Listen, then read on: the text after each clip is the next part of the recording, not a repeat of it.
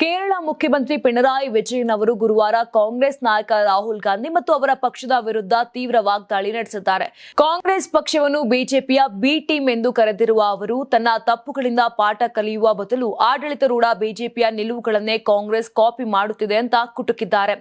ಎರ್ನಾಕುಲಂನಲ್ಲಿ ಪತ್ರಿಕಾಗೋಷ್ಠಿ ಉದ್ದೇಶಿಸಿ ಮಾತನಾಡಿದ ಕೇರಳ ಸಿಎಂ, ರಾಹುಲ್ ಗಾಂಧಿ ಒಬ್ಬ ರಾಷ್ಟ್ರೀಯ ನಾಯಕ, ಆದರೆ ಕೇರಳದ ಸಾಮಾನ್ಯ ಕಾಂಗ್ರೆಸ್ ಕಾರ್ಯಕರ್ತನಿಗಿರುವ ಕನಿಷ್ಠ ಅರಿವು ಕೂಡ ಅವರಿಗಿಲ್ಲ.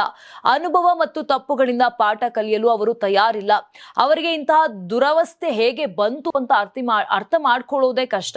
ರಾಹುಲ್ ಗಾಂಧಿ ಮತ್ತು ಅವರ ಕಾಂಗ್ರೆಸ್ ಪಕ್ಷ ದೇಶದಲ್ಲಿ ಬಿಜೆಪಿಯ ಬಿ ಟೀಮ್ ಆಗಿದೆ. ಭಾರತದಾದ್ಯಂತ ಇದೇ ನಿಲುವನ್ನ ಕಾಂಗ್ರೆಸ್ ಅನುಸರಿಸುತ್ತಿದೆ ಅಂತ ಹೇಳಿದ್ರು.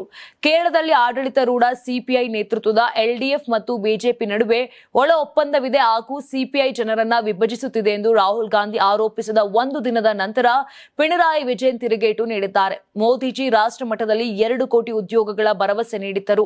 ಕೇರಳ ಮುಖ್ಯಮಂತ್ರಿ ರಾಜ್ಯದಲ್ಲಿ 40 ಲಕ್ಷ ಉದ್ಯೋಗಗಳ ಭರವಸೆ ನೀಡಿದ್ದರು. ಆದರೆ 1 ದಶಕದ ನಂತರ ನೋಡಿದ್ರೆ ಒಂದೇ ಒಂದು ಉದ್ಯೋಗವನ್ನ ನೀಡಲಿಲ್ಲ. ಬದಲಿಗೆ ಉದ್ಯೋಗಗಳನ್ನ ನಾಶ ಮಾಡಿದ್ದಾರೆ.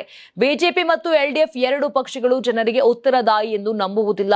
ಕೇರಳದ ಜನರು ತಮಗೆ ಪ್ರಶ್ನೆ ಕೇಳಬಾರದು ಅಂತ ಅವರು ಭಾವಿಸುತ್ತಾರೆ ಅಂತ ರಾಹುಲ್ ಗಾಂಧಿ ವ್ಯಂಗ್ಯವಾಡಿದ್ರು. ನೀವು ಸಣ್ಣ ಆಗ್ಬೇಕಲ್ವಾ? ಅದು ಒಂದು ಉತ್ತಮ ಆಹಾರದಿಂದ ಸಣ್ಣ ಆಗ್ಬೇಕಲ್ವಾ? ಪ್ರತಿದಿನ ನಮ್ಮ ಜೀನಿ ಸ್ಲಿಮ್ ನ ಯೂಸ್ ಮಾಡಿ ಯಾವುದೇ ಸೈಡ್ ಎಫೆಕ್ಟ್ ಇಲ್ದಂಗೆ ನೀವು ಸಣ್ಣ ಆಗ್ತೀರಾ.